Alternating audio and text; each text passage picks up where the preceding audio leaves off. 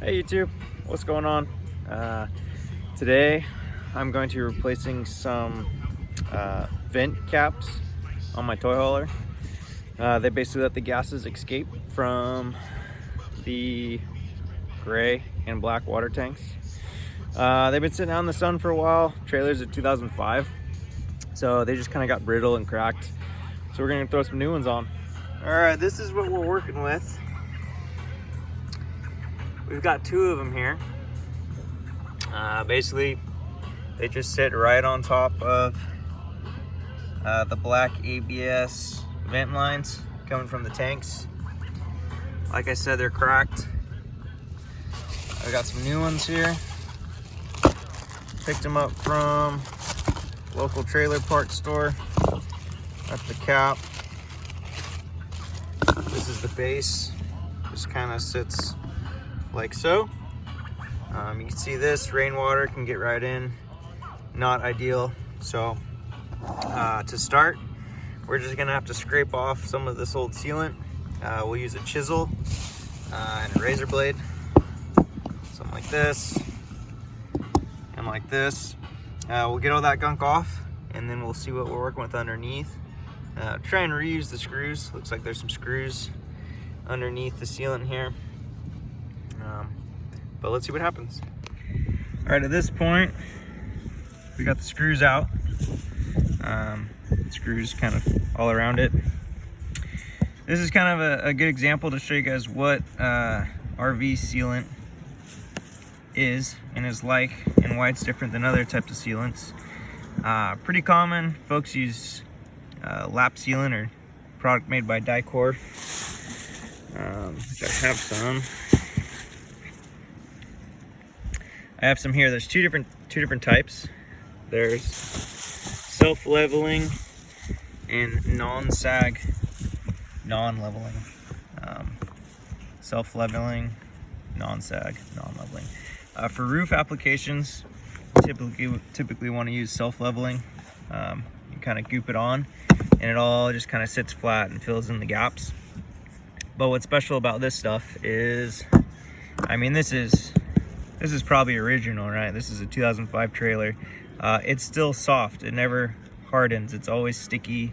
It always seals. It doesn't dry up and crack like a typical caulking or silicone would. So really good for RVs, trailers. Everything kind of flexes when you're driving.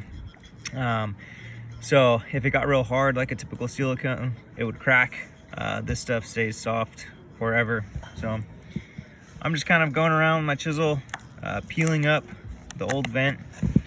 Once we get this cleared off, I'm kind of get rid of all this old sealant, and we'll get the new one sitting on level, and we'll put a new bead and put new screws in it. All right, we got it pretty cleaned up here. Just been scraping. Do be careful to not rip the skin on your roof, especially on an older roof. As you push, you can kind of see it ripple on the skin here and there, so just be gentle. You want just kind of a smooth surface. You don't want anything real tall, low spots. You don't want any like loose material in there. So kind of just, clean this out as best you can. It doesn't have to be perfect, because we're gonna put a nice thick bead of sealant all around this thing. And so this will sit around here. The new holes line up perfectly with the old holes, and then this cap again will sit on top, and we'll have a nice fresh vent compared to the old. You can see there. So yeah, again, kind of sits in layers. We're going to use this self-leveling lap sealant by Dicor all the way around in the holes. Once we screw this in, we'll put another layer on top of it, and get this thing watertight. Okay, we have our nice bead of fresh Dicor on. You're gonna want to remember where your screw holes are. At least a few of them. There's one there.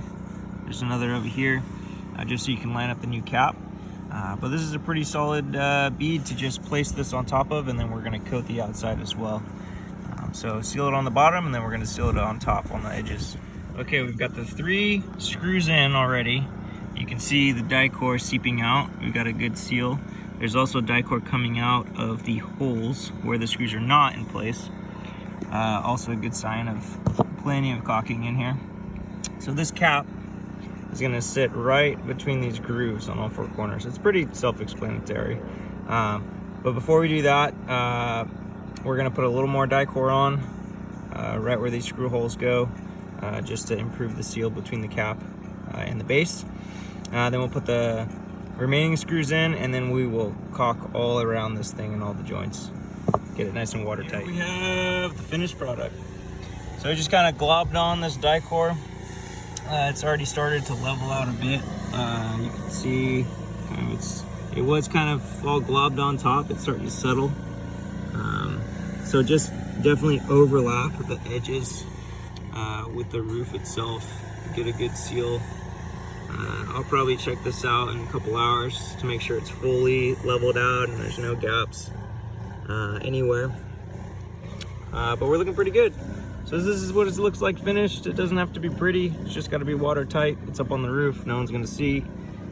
There's number 2. I'm going to knock that out. Won't bother videotaping, recording this one. Should take me, maybe 5 minutes. So yeah, this is what you want it to look like when you're done. And we're ready for the winter now. Thanks for watching.